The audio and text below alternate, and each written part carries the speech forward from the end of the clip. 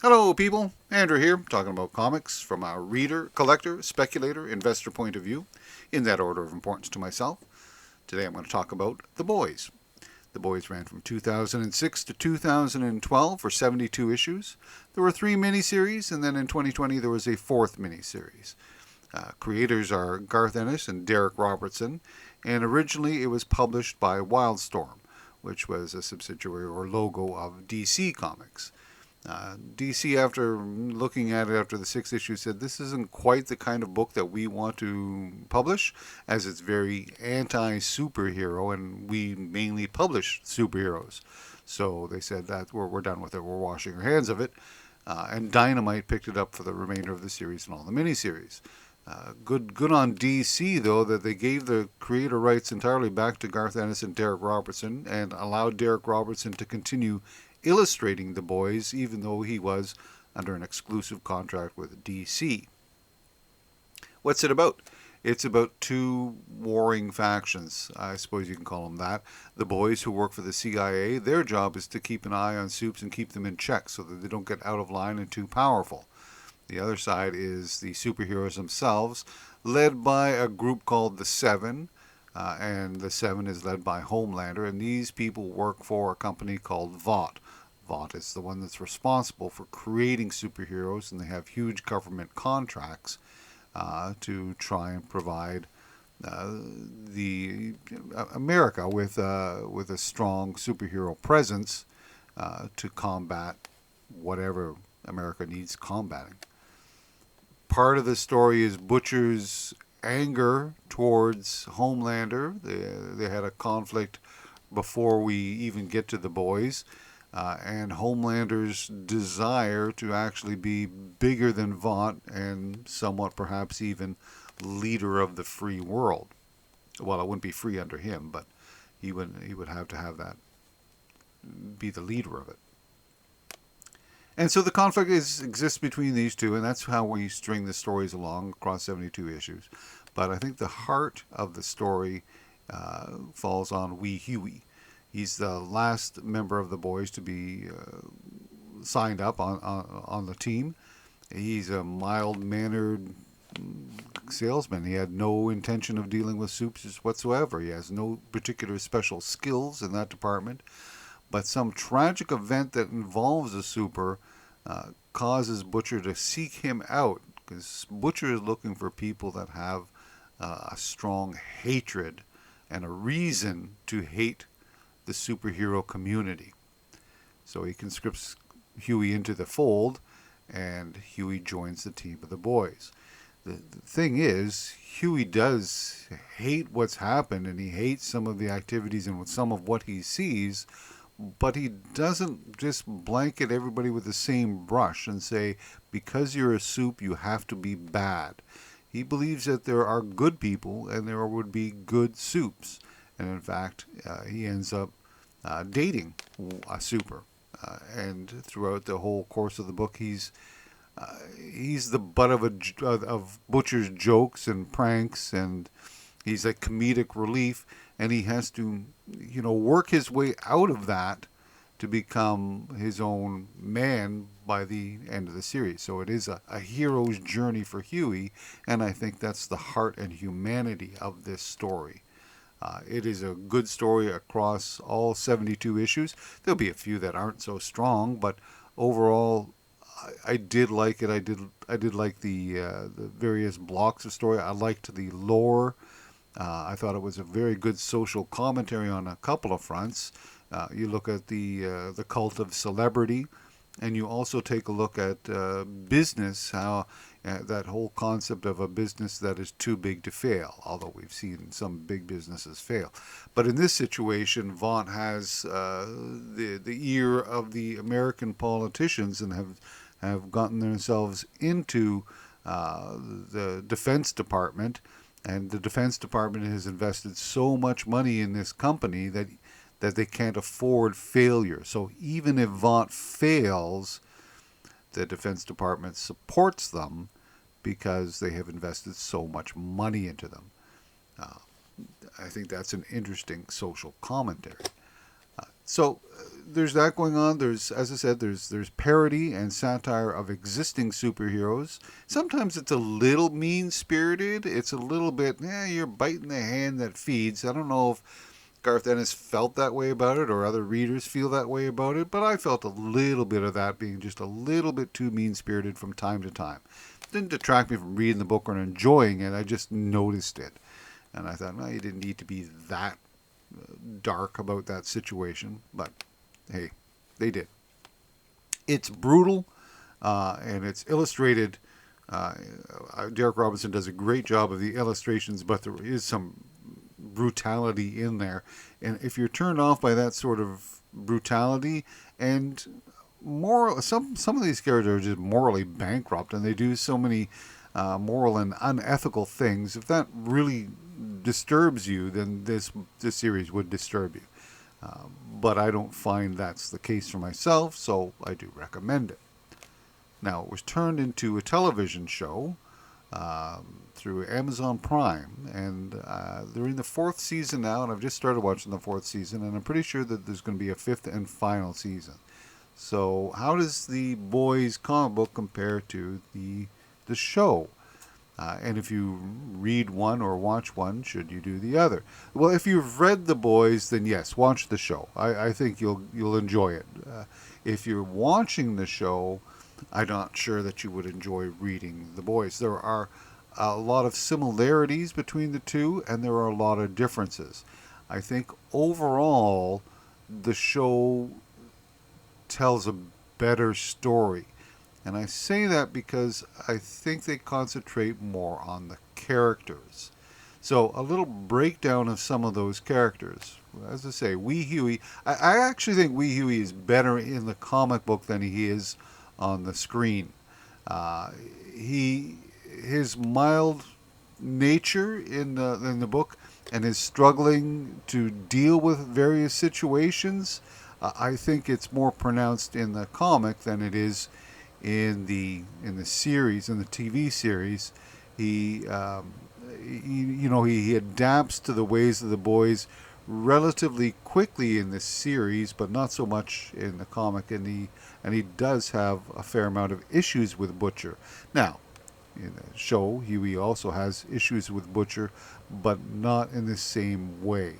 I think he's better represented in the boys. I think he's fine in the show, but I think he's better represented in the book.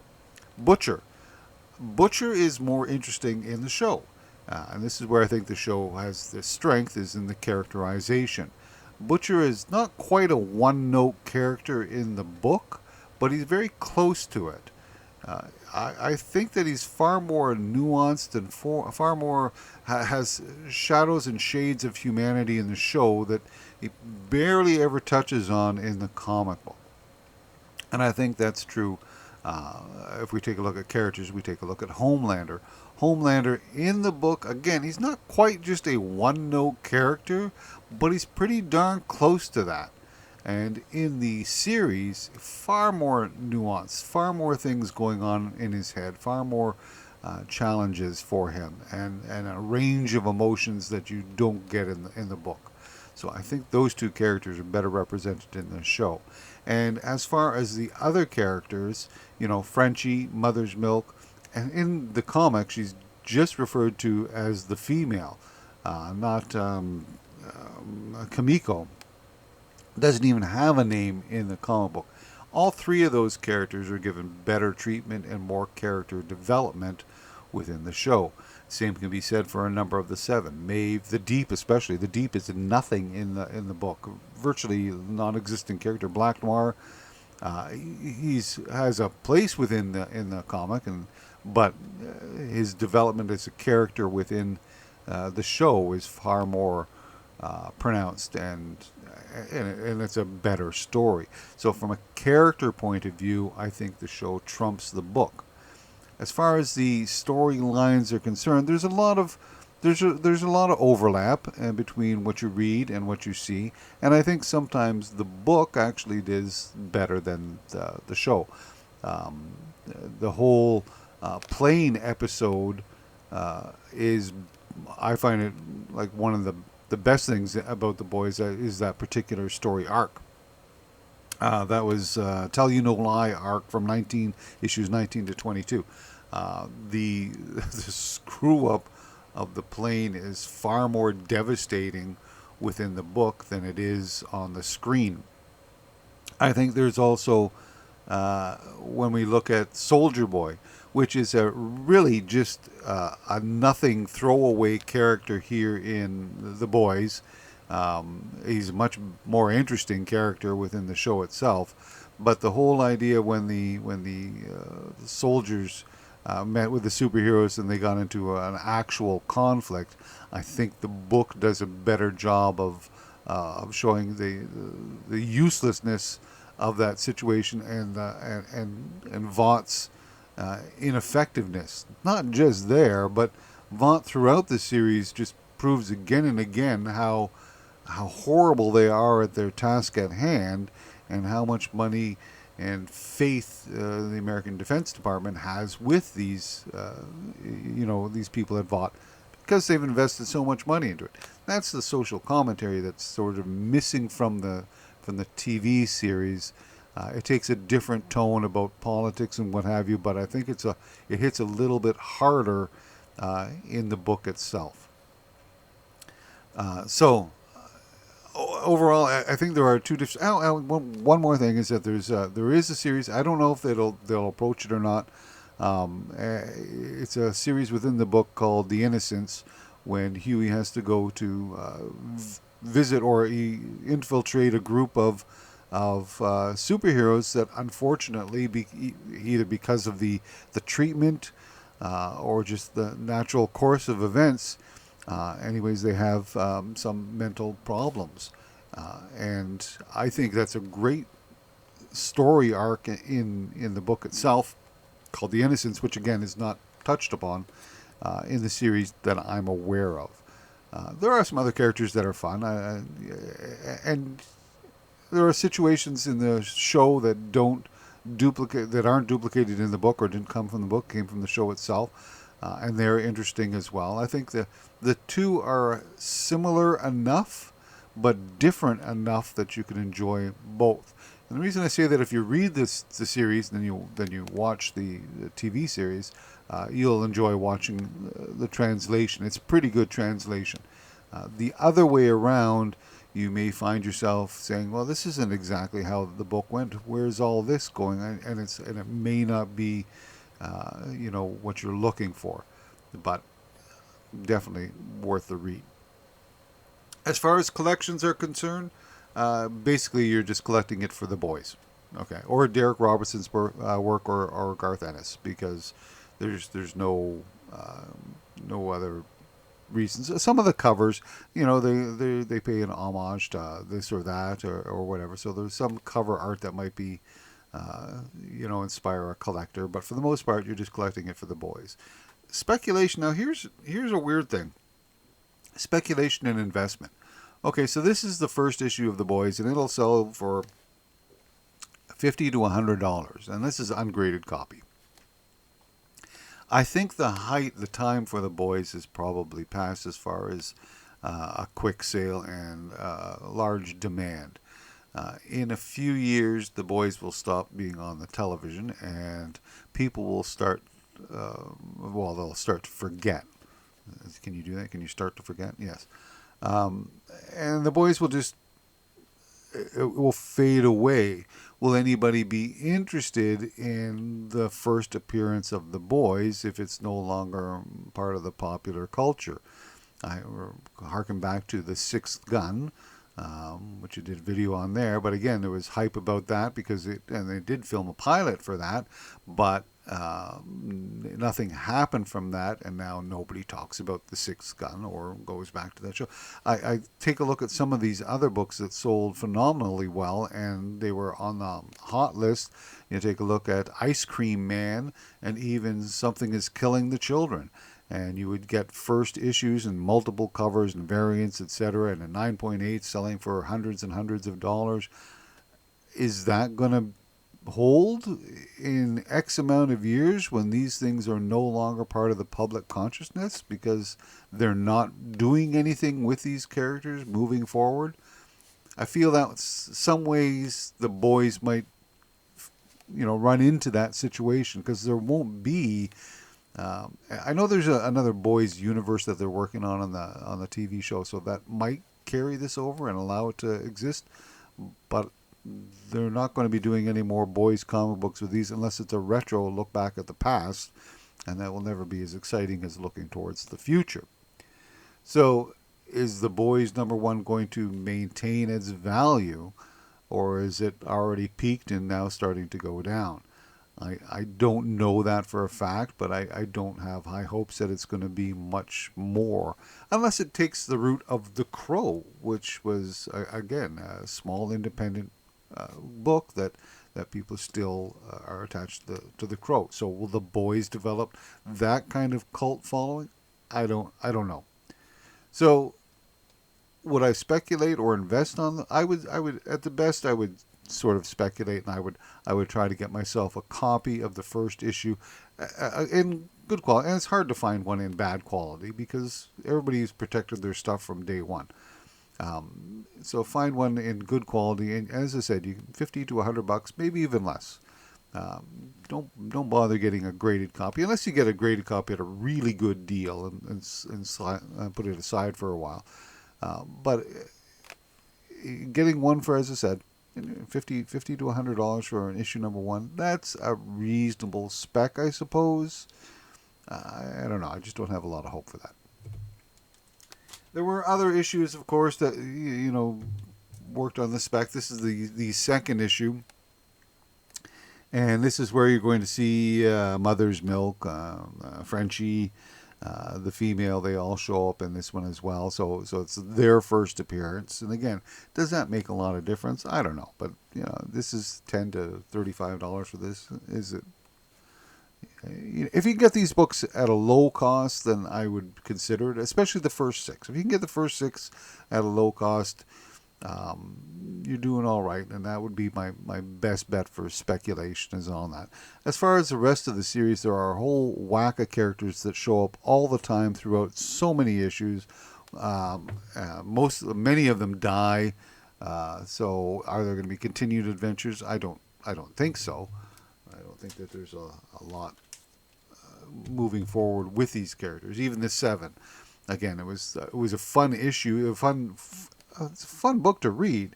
Just I'm not sure that this is the kind of book that you want to speculate on. You want to read this one.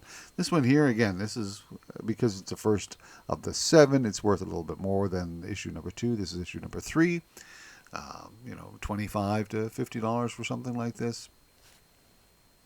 Again, I'm not. What do I know? What do I know about what's happening in the future? I don't.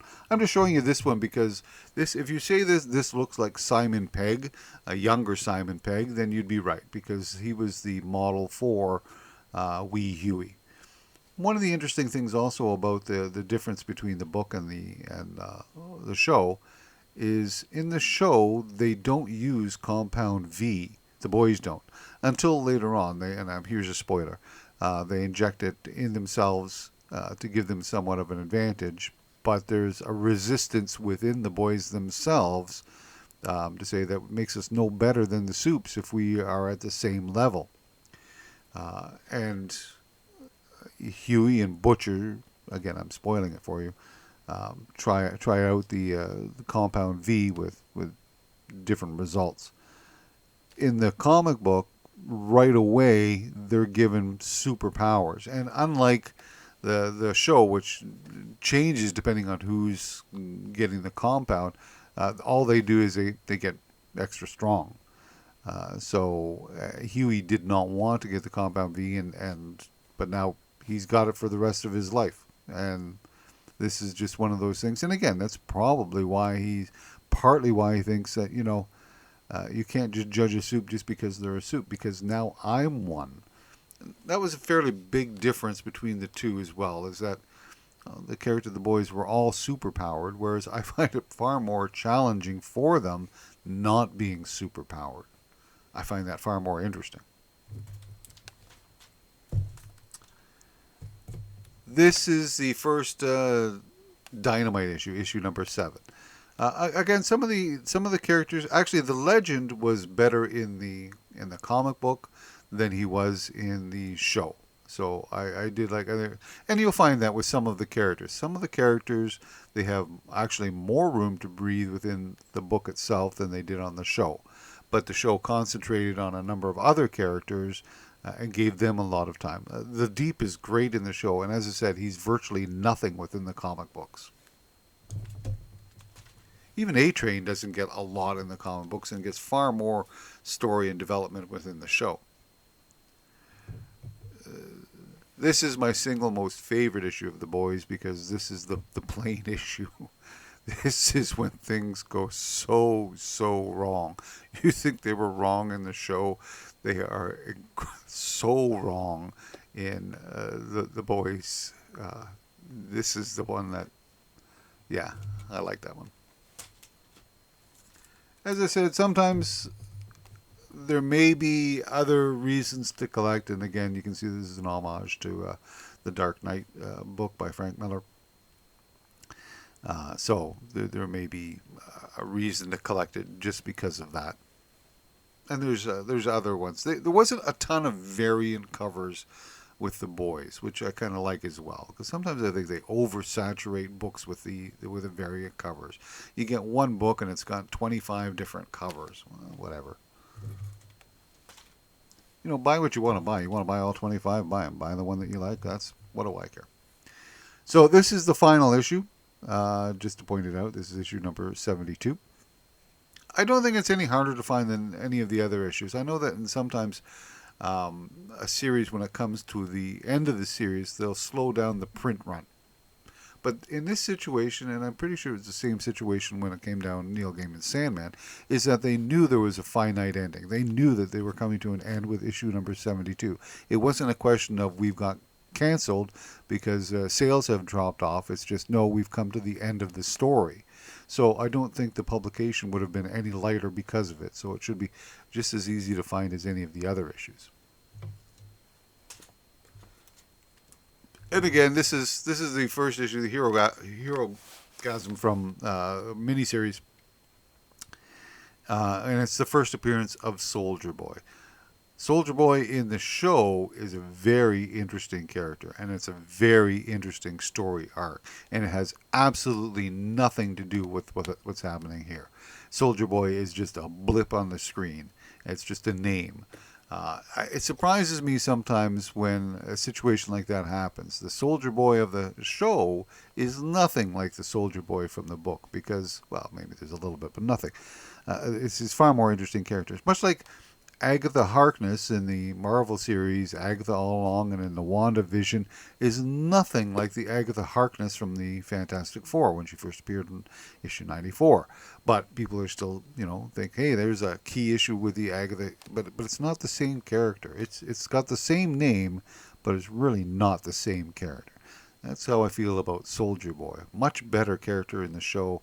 Here, just a little blip, so I wouldn't even be too concerned about that.